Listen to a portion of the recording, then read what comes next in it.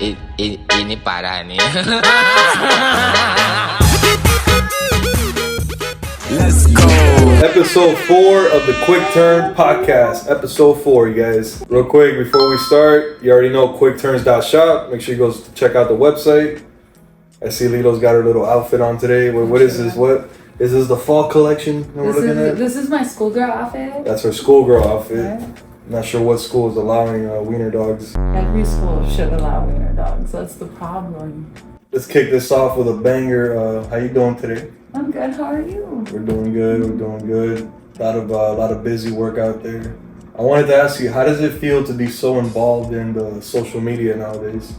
It's hard. Right. It's hard to be like a person that just like posts or anything because you get distracted. People always say like, what do you mean it's hard? Like it's just on your phone. Like it's pretty time consuming. But when you have really to like put in the work. Yeah, and realize that those apps are set up to entertain people. So they're gonna entertain you too. They're gonna put videos that you like and it's gonna catch your second. You're just gonna be like, oh, and then all of a sudden you look away and you're scrolling for 5 hours. So you're saying that as you're trying to do some work, it like tries to pull you off the work for your own little entertainment. Yeah, you gotta stay exactly. focused and just do what you gotta do. And it's so hard to stay focused when you're seeing like advertisements here and there or just, things that you're into like workouts or dachshunds.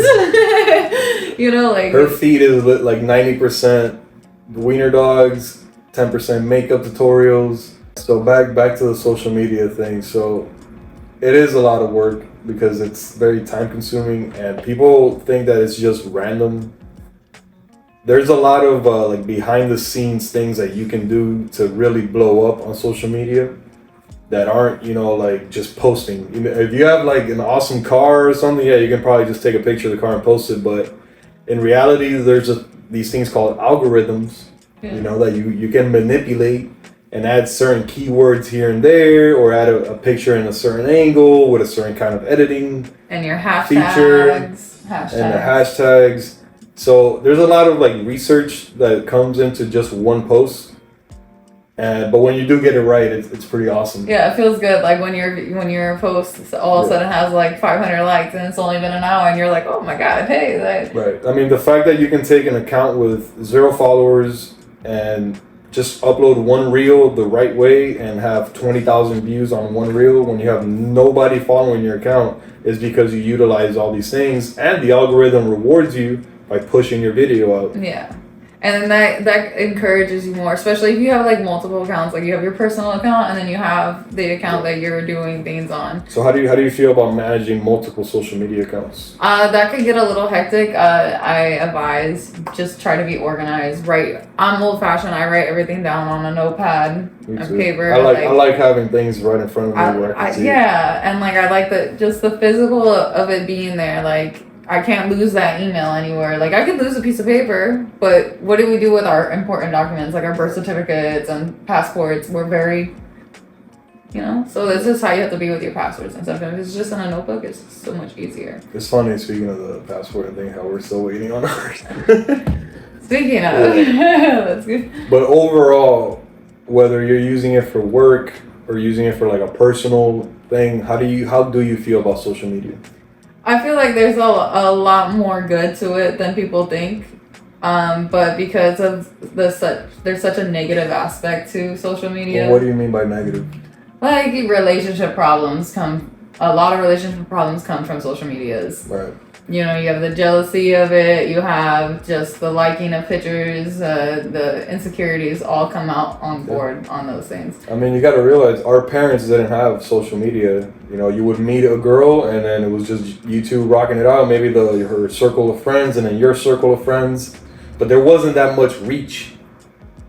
Now it's you competing with every other guy on her feed and her DMs and everything.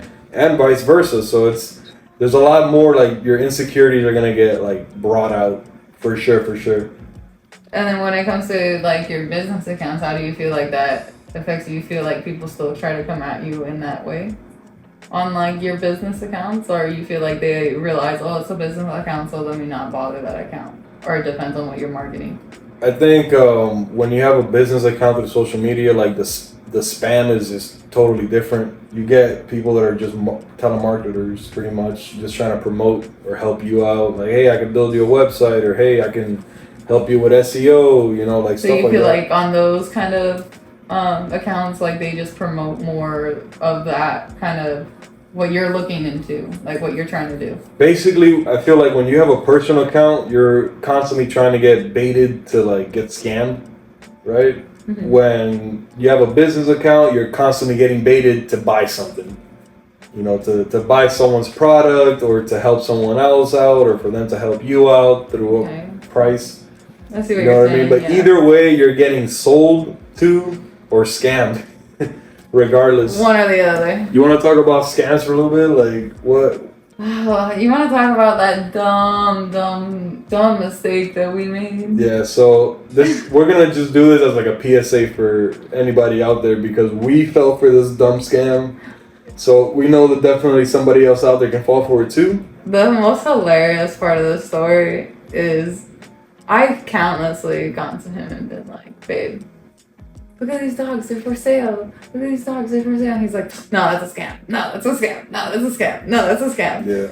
I'm usually like really good at picking out scams, man. Like I have a good eye for it, but this was just a perfect storm of the right ad at the right time, and we just had like too much money that we didn't know what to do with, and it all ended up working out. And it wasn't a random person. It wasn't a random person. Right. So we vetted this person, and everything was so perfect to us at the time, and that's why we fell for it.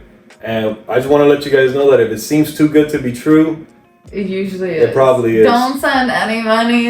All right. So let me set this up for you guys. So we were going through Facebook, right? Just looking through the feeds, and we run across this ad that one of not your friends, but your brother's friends I went to school with. Mm-hmm.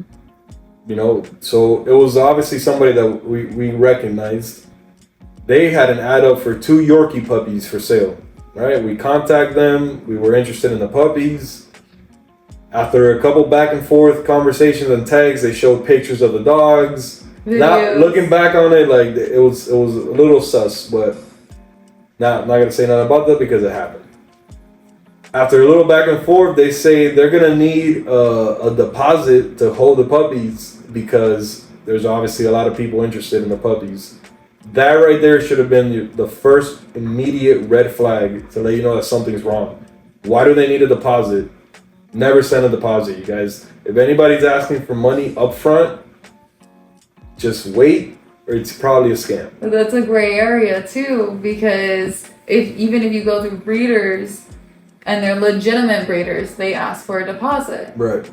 Or if you go through a foster, they ask for a deposit. Make sure that if you're sending a deposit to somebody, it's somebody that you can legitimately verify. You can go to them and talk to them in person or have this phone call in person. This was all through messages, so it can easily be manipulated.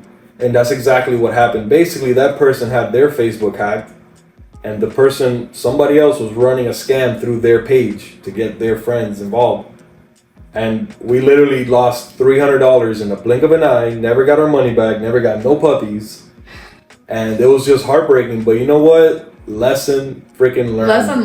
Lesson learned on that one, man. Last time I ever sent a deposit to anybody on the online. Without vetting. Right. With other people that have bought from them. Yeah, and that just goes back to the dangers of social media, because that's on social media. You know, when you have that much reach, people can reach you too. And a lot of people are scammers out there. You guys, you need to realize that a huge chunk of the money that rolls through the internet is scam money. I would say it's like 40% scam money and then 60% legit money moving through the markets of the online at all time. But it's so much, so many people's jobs are literally to just run scams, and that's just how it is, guys. It's an industry and it's a business, and since you can't control it, since you can't change it, you just have to learn, and you have to become just a smarter person that makes smarter decisions. That doesn't fall for the same mistake again. Exactly. Just don't fall for the same scam twice. Would you ever let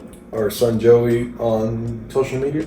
That's a sore spot. Okay, so our son is only 7 years old if you're just tuning in. Yeah. What do you guys think is the right age for a kid to get into social media? So our kid is 7 right now. Luckily though, I feel like we've done pretty good with keeping him away from like video games and stuff. Like we can't control what he does when he goes to his grandparents' or anything like that. You know, grandparents spoil their kids, so you know it is what it is. But in our household, we don't let him play video games all the time and stuff like that. So he doesn't have a cell phone, which most kids his age do now. And I feel like 7-year-olds out there getting cell phones. There's kids in first grade, kindergarten, pre-K with cell phones. Like kid still has placenta on his hands, but he's dialing playing Fortnite on the phone. Yeah, and I feel like once you give the kid a phone, that's it. Like you cannot control them being on social media or not because they're gonna figure out that phone. They know how to work computers better than us. Oh yeah, and they're gonna be able to find out like this, like secret folders that they have and stuff like that, and be able to put the app in that little folder. Listen, it's gonna get to the point where these phones are gonna be so advanced that it's gonna be just how when we were growing up, you would like unplug the router and plug it back in, and your parents were like, "Oh my God, you're a wizard! Restarted the whole thing. You're a genius!" It's gonna be just like that. We're gonna be freaking out on our phones, not knowing what to do, and Joe's gonna be like, "Boop boop." I mean, no, it's crazy. Just like on the computer, the other we had him go on his little eye readings. I don't know if you guys have your kids on that. Something his school does, and he goes and starts showing us how to like change the background on the internet. That's so true. So he gets on the laptop and immediately starts editing Chrome, like the home page and stuff, to customize it to his look. And I'm like, dude, how did you even know how to do that? It was completely mind blowing, and it's really awesome when a kid impresses you like that. Yeah, like you can't read, but you know how to navigate through. Can't wipe his own ass, but goddamn, you're gonna edit Chrome home pages. Joey, when you get older and you see these podcasts, we're sorry, but it's hilarious. It's true though, dude. Like that was pretty wild. So that's basically a no to Joey on social media. I don't see him on social media until maybe middle school.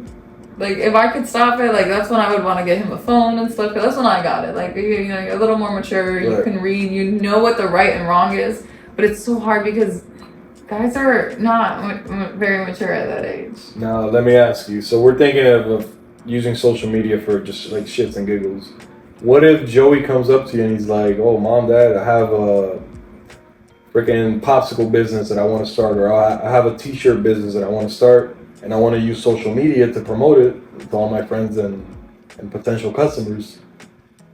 What will we do then? I mean, if he's coming to us with a business plan, that's something he's thought about, cooked it up and everything, and realizes that's the way of marketing, then we would have to accept that. But again, we would monitor it. We would have all the passwords to it and everything. Not to be like, oh, hey, we're reading all your messages between you and your friends. Like, if this is going to be a business account, we're going to treat it like a business account. Right. Show us you're responsible enough to have a business account, and then you can get your personal account.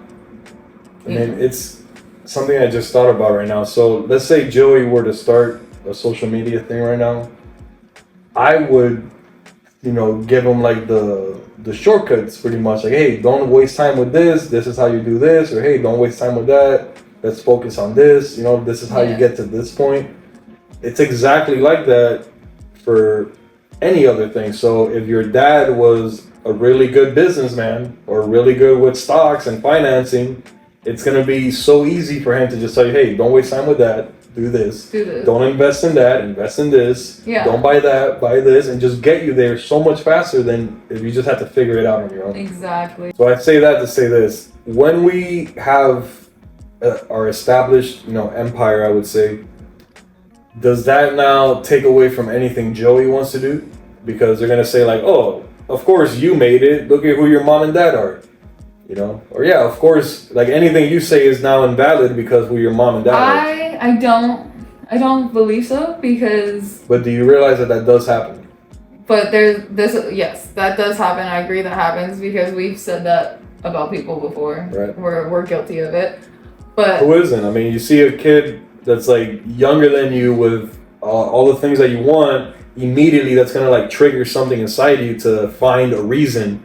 Find something wrong with it, like, oh, it has to be mommy, daddy money. It has to be X and Y. It's just how it is. But it's a defense mechanism, really. Where Joey gets to, his story comes out is he's struggling with us. he struggled with us. Absolutely. Through all of it. So he was there when we first started out, when we were trying to figure it out and everything. Now he sees us progressing. So everything to him was like, oh, hey, like he was cheering us on the whole time. He was our number one fan. So, okay, so that's Joey. What about our future children? Our future children? The ones that are going to just already grow up in the money. That would be different. Those would be the ones that, oh, hey, you didn't work for it. Like, that would fit their thing, but that's not how I'm going to raise my kid. How would you deal with that as a parent to give them, because you need, in life, you need adversity. Yeah. Adversity is like when something just doesn't go your way, and you need a healthy amount of that in life to develop character, to develop a strong, personality. Yeah. So how do you provide that for your kid? How do you artificially put in adversity when there is no adversity if everything's going great? Yeah. Well, you got to teach them how to work for it. They can go out there and sell a box of chocolates by knocking door to door. Door-to-door sales. Door-to-door sales is a great way to get some adversity because you just get constant rejections. Selling chocolates, working for nonprofit organizations like the one I did at Everybody's Outpost. It's voluntary. So you get all your volunteering hours for a school. And you're not getting paid. No, I mean, you can get paid. So that's the whole thing. Like, you can become an employee there, but you don't start off as an employee. You start off as a volunteer, no matter how old you are. How young can you be in there? Like, we're trying to get our kids like on that adversity bandwagon. So like at the Outpost, like we had young kids because like their parents were volunteers and stuff like that. So they were just bringing their kids. Yeah, and we would teach them, but they wouldn't be like, you would do certain things, but you wouldn't do things that were too scary or anything. Like they weren't going into the lion thing and feeding the lions or the panthers or anything like that. Like, even though you have to lock them in a different thing so you can go through the main gate and whatever, but you're not letting the little kid do that. That's an adult job. There's kid jobs where they can help take the fruits and put them in the right buckets for the ones that eat fruit. They can help us feed the pigs. They can help us feed the gators by tossing the food out to them or feeding the baby gators, bottle feeding all the animals. But you think that's a good place for a kid to be in? Yes. Yeah. 100%. You're around nature. You're learning about animals, wild animals at that, endangered species, how bad people treated them, how there are good people that are taking care of them, like the different stories that you hear from it. It's a great experience. You're getting your hours. So you're getting your hours. By the time you graduate, like you're gonna be the one with all the stuff, all the tassels on the. That's right. For having a great time. And And if you're actually there, and sometimes you gotta do the crappy jobs, pick up the poop and stuff. And you're doing it, you're putting in that work, they're gonna come to you. That's where the character development happens right there. They're gonna come to you and be like, hey, you come work for us, stay along, we'll start paying you. Just come back. Because they know when you get older, as you get older, now I'm 16 years old, I can go get a real job. And all that, they lose you. But if you're a good person and stuff, they want you around. Especially if you take care of the animals and you help out. Alright, cool. So that's something I would put my kid in. You put your kid in the... immediately, something like that. Pretty much just make him like volunteer and shit. Yeah, and then you don't understand like the kind of friendships you build with those people either, because they do bonfires together. They do, Alright, public school or private school? That's hard because I wouldn't go private school. Private school. Why? I would never go private school, but homeschool, I have been. Okay, so private school, public school, or homeschool? Public school was always my way to go for the longest. I was always like, I'm always gonna have my kid in public school. I don't care how much money I have. Like it's the thing, because I always thought of the homeschool kids as the weird ones and the awkward ones. And that was like kind of true when it was our age. Like they didn't know how to socialize. But now they have so many programs for homeschool kids that they're doing so much more with other students than our kids are in class. Because now our kids are just sitting here on a computer to themselves, where these kids are out here fishing, learning about this, learning how to plant things with 20 other kids. Right. You know who Grant Cardone is? Grant Cardone? No, who is that? Alright, so Grant Cardone is like this real estate billionaire Okay. Right? He had no money at one point, lost everything. I think he was even in jail or something like that. He had some kind of legal troubles, and now the man, full comeback, real estate billionaire. Okay. But he has kids, right? Okay. So I think he has 2 daughters. And what he does for one of his daughters is that he pretty much has her on like a tutoring program with mentors. So this little girl has like 5 mentors that she sees on a weekly basis that are each. What are you doing?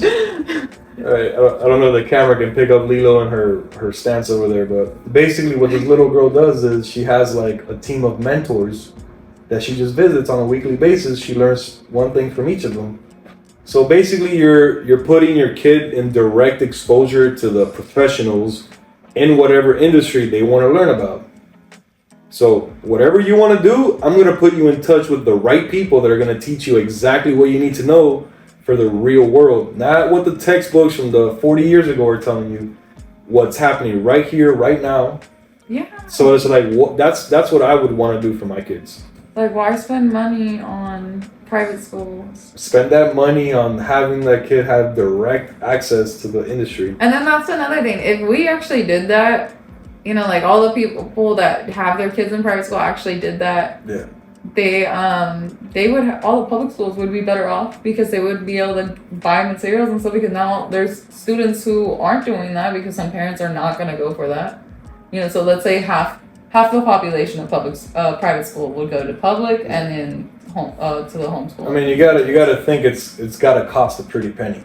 You know what I mean? Of course, to get mentors. To have a scientist talk to you for an hour or two, like that's gonna cost money. You know what I mean? Course. So it's basically what he said is like, I'm not gonna teach my daughter algebra. I don't know shit about algebra. Why would I teach her that? Or why would I go through the process of learning that just to teach it to her when I don't have any use for it in my life? Yeah. I know she's not gonna have any use for it in her life. And if she does, I'm gonna put her with somebody that knows what the hell they're talking about. I want her to learn the best version of it. Yeah, because I'm not going to teach her everything. I can't teach her everything. I'm going to teach her how to do it wrong, if anything. I can teach her to do the things that I know how to do. You want to know how to buy real estate? You want to know how to turn this much into this much with real estate, or the 10x as he calls it? Then that's what he would teach. And I think that's what school, like, that's how people keep you in school for so long. It's because they make school seem like, oh, this is the place where you're going to figure out what you want to do. You're going to figure out where you want to do. Why is that the case? They want you to figure out what you want to do, but they don't encourage that at all. It's all test taking and just making it to the next one. Just making it to the next one. At no point does anybody stop and say, wait, do you actually want to do this? Where do you want to go? Where do you see yourself? No, it's go, go, go, go. Apply for college. Go, go, go, go. Yeah. Find a job. And that makes me think about that. Because like, when you're little and you're in pre-K or kindergarten, they ask you, what do you want to be when you grow up? Yeah. And you know at that moment, yeah, that might not be the thing that you want to do right now because you're still a kid. That reminds me. But they don't sit there and go off on that and start teaching you things about that. They're just like, oh, good job, cool. Yeah, good for you. You know, you could be president. You know, you could be this too. Yeah. And they start throwing all these opportunities at you, but you have to be in school. You have to learn all this things. Everybody starts off as like this round ball. And they just start cutting you, making you into a nice little square so they can fit you on the shelf with everybody and just stack you up. But that reminds me of this Nick Swartzen bit. Nick Swartzen's I was like, who's that? He's the comedian that plays Terry from Reno 911. Okay. The guy on the roller skates. Yeah, I know what you're talking about now. So he has this bit where he's like, what if everybody had to become that thing that they decided when you're a kid? It's like you would have a bunch of like princesses and ninjas walking around. Some dude's a dinosaur, like he just wanted to be a dinosaur. Like, what did you as a kid want to be when you grow up? At what age? Grew up. At what age? 7, because Joey's 7. So okay, at 7 years old, what did you want to do? I wanted to be SWAT from 5 up. Get out of here. So so you wanted to be a police officer pretty much. No, I didn't want to be a police officer. You wanted to be a SWAT team. I wanted to be a SWAT, on the SWAT team. I already knew everything I had to. I already knew all the things that were required at that time. Real quick, do you know what SWAT team stands for? I used to. No. Why'd you do that? So you wanted to be a SWAT team. So let's say you had to become a SWAT team right then and there. They pulled you out of pre-K finger paint and put you right in the police academy. Yeah, grabbing the baton with the big ass helmet that takes over your whole face. I was tall. Yeah. I was a tall kid. So I was like already my height probably by fourth grade, fifth grade. So as a kid, like my dad was a doctor, so that was like my go-to answer all the time. I just always said doctor, whether I meant it or not. I had no interest in being a doctor. I hate the sight of blood or gushing I can't bones do the blood either. or breaking bones or anything like that. So I don't like that. So I don't know why I said that, but like that was like the safe answer. Yeah. I can see that. Always a safe answer. Yeah, I want to be a doctor. Also, you had an older sibling who they also probably wanted to be a doctor at that time. I don't know what my sister wanted to be when she grew up. But she was, 10 years older than you, so at 7, she was already 17 years old. She was already doing, what is she, a doctor? Yeah. So that's an influence too, having both. She never did anything. I remember at one point she wanted to be like an anesthesiologist, but it was always like medicine. Yeah. I feel like that was always, it was going to wind up being somewhere there, you know what I mean? You know why? Because, daddy's little girls. Right. Like the female attaches to the male. Somehow, figure. some way, yeah. Like there's something that they always pick up from their fathers. Like mine is the decorating for sure. My dad did that forever. That was something that I always loved, and I became really big into it. And for sure, I picked up my mom's creative side. Oh. My mom would literally make these like paper mache sculptures for like school projects that I had out of nothing. Like we had no paper mache. Let's talk about school projects. We can go on our school projects. But you're saying, the paper mache skill that you got from your mom, like you put that into Joey's projects. Real quick, why are these school projects getting so expensive nowadays? Why are they getting so hard? It used to be the little 3-folded cardboard. And that's all it was with glue stick paper on it. Pop, pop, pop. You would literally print out the article and paste it on there and then talk about it. Your what? Why? On the last project we had to do for Joey, I built a whole city. We built a whole city, like a whole city with street lights, a whole airport with a lake and a river that crosses it. Man, all of this on cardboard, y'all. Like, this is. I'm not gonna lie though, it's fun, but it's frustrating and it's expensive. I like anything that I get to just express my creative side. Yeah, and I love doing that with Joey. I do. But again, that's a lot. They wanted so much. They wanted a whole city. Yeah. And then we had it on 4 pieces of board. This thing was 6 foot by 8 foot diagram of cardboard on the ground, and it folded out to this whole city with buildings, a hospital, fire department, police department, airport. The whole night, I put a little FBO with a line guy on it. I put everything, all these little details. Airport was my favorite. With LED lighting. Yeah. Next thing you know, we're spending a couple $100s on the damn project. On that note, we did go a little overboard because we are perfectionists and we were having fun with it and we wanted him to have the coolest one. Yeah. But everybody wants to do that. There were a couple kids that just glued cereal boxes to a piece of cardboard this big and wrote city right there on it. But we didn't have to do that. But it's if you're gonna do something, do the best you can. You know what I mean? That's what you're supposed to do. That's how you're supposed to do. That's what we want to teach Joey. Is when you do something, even if it's a project that you're not too happy about, you still have to put in all your effort, 100%. 100%. But my point is that we need to. There needs to be a cost of living adjustment to these school projects. Inflation. Inflation? Are you guys are giving us a budget, but you want us to donate money all the way to you guys? Go back to the little trifold folder. So we were talking about Joey's our dream scenario for teaching our kids. Yeah. Homeschool, private school, stuff like that. Where would you live? So basically, what does your dream house kind of look like? Your dream home. So my dream home is always you know me. I've always wanted a farmland and everything, but I don't want those old farmhouses or anything. I'm down to build it from scratch, fix it up, whatever I got to do. But a modernized house with land going to the house, so I have a nice drive through. And I get to see my trees when I'm driving through, and it's just nice. You get to see the seasons throughout. Right. That's something else. I don't want to be in Florida.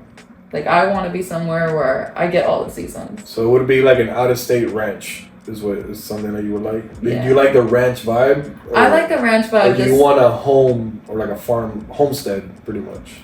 I can do a homestead that was is perfect for me too. The only reason I say ranch is because I want horses. Yeah. But even that, like you can, if you have enough land, you can still have horses. Stables. Yeah. You just have stables. You can build stables on it and stuff like that. So my idea of a dream home, right? I like the farm style. Dun dun dun. But it's more like so in Venezuela, when I lived in Venezuela for 5 years. What they do over there is like these like villas type homes. Okay. So 1 story, right, all the way through, really wide houses.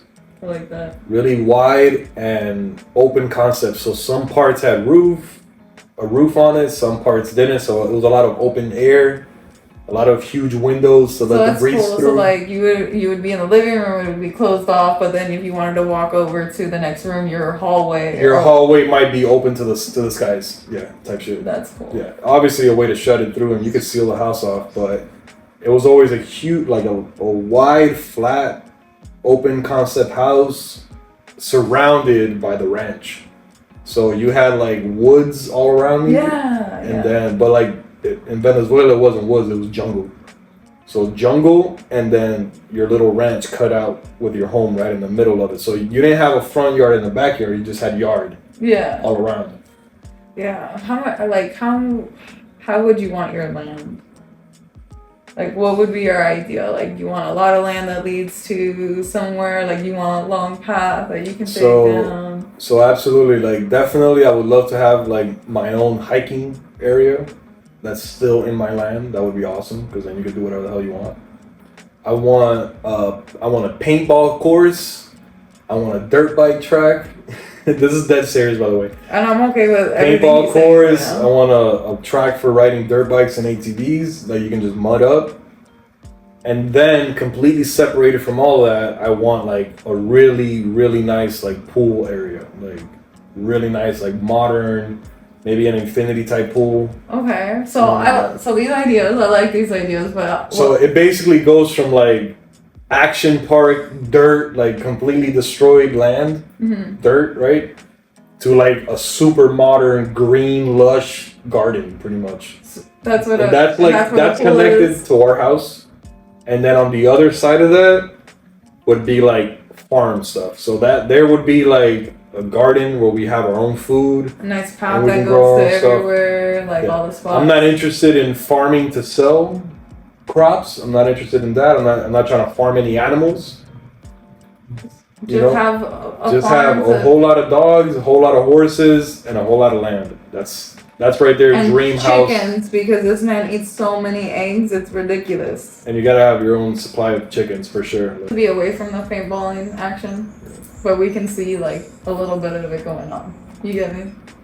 And more for the dirt bike course. Like I want to be able to sit there in the pool relaxing, and Joey's over here practicing tricks or something, and I can see him. So being on like a podcast and stuff like that, did you ever see yourself kind of doing this stuff?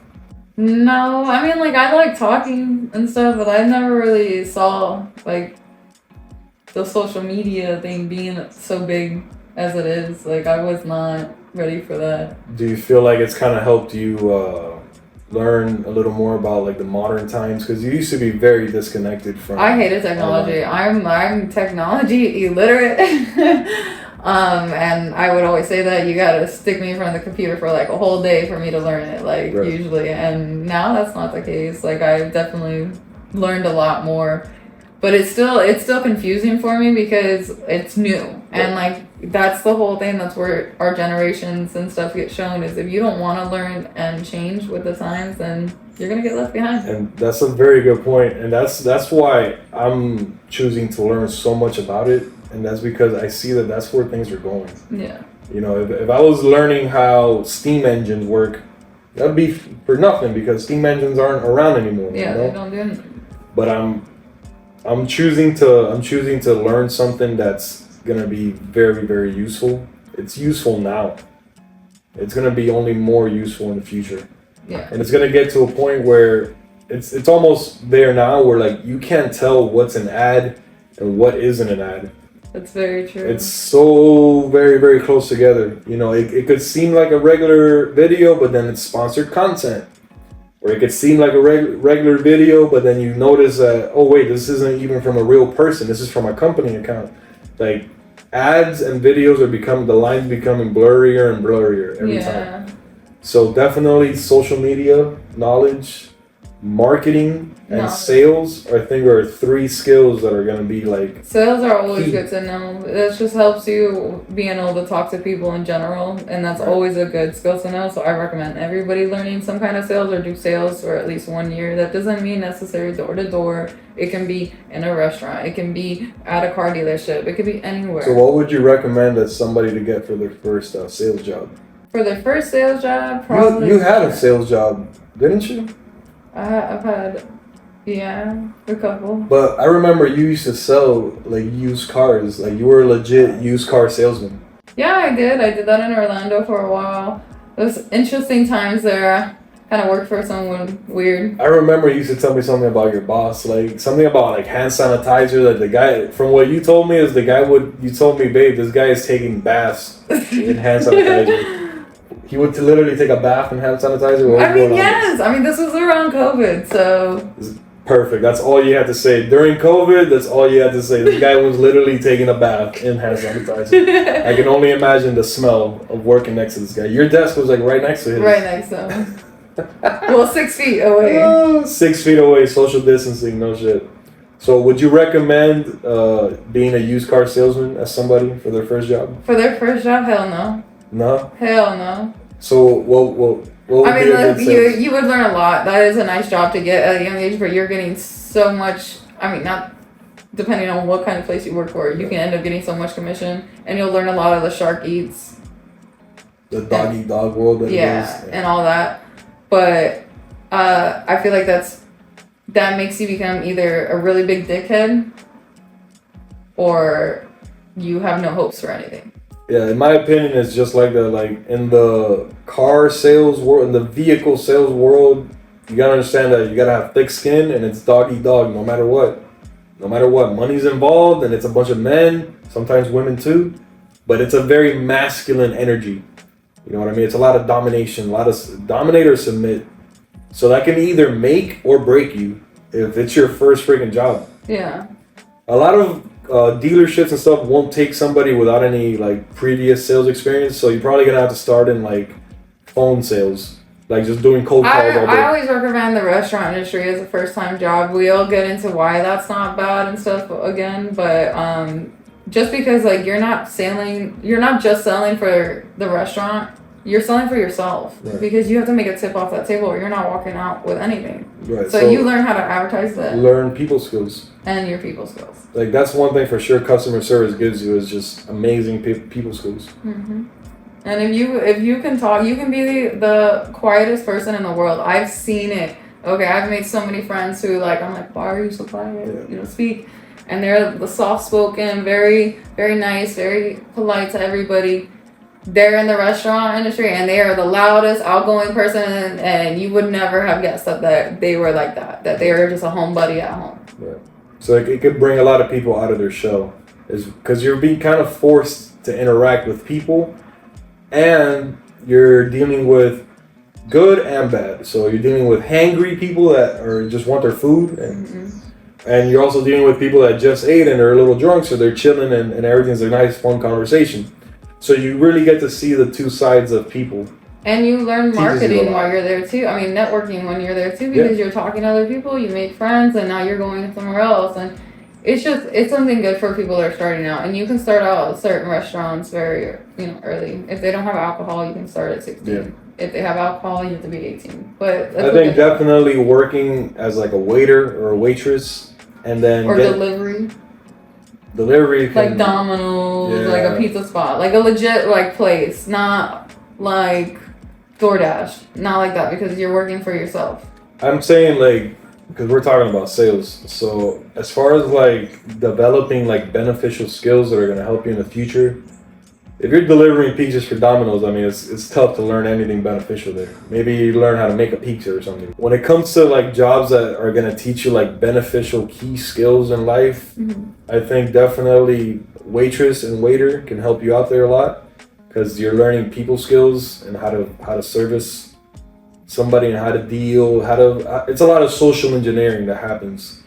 And it's the dog restaurant eat dog world there too, but right. So, not as vicious. So you can start like developing that thick skin in the restaurant world. I definitely see that. And then any kind of like sales job, any kind of like either phone sales or door-to-door sales, whatever you got to do to just get all that rejection as quickly as possible. You have to get that rejection.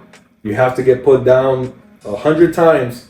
And all it takes is that one yes, and you have to see what that feels like so you can be comfortable being uncomfortable. Yeah. And that right there is a very beneficial skill for life that can only set you up for greatness. It really, that's like key. All right, so I think we'll just go ahead and cut it there. Nice little wrap it up right nice here. little short episode today. Lilo, say bye-bye. We'll call it right there. Episode 4. Episode 4, Lilo. Show the dress off. Show the dress off. Yeah.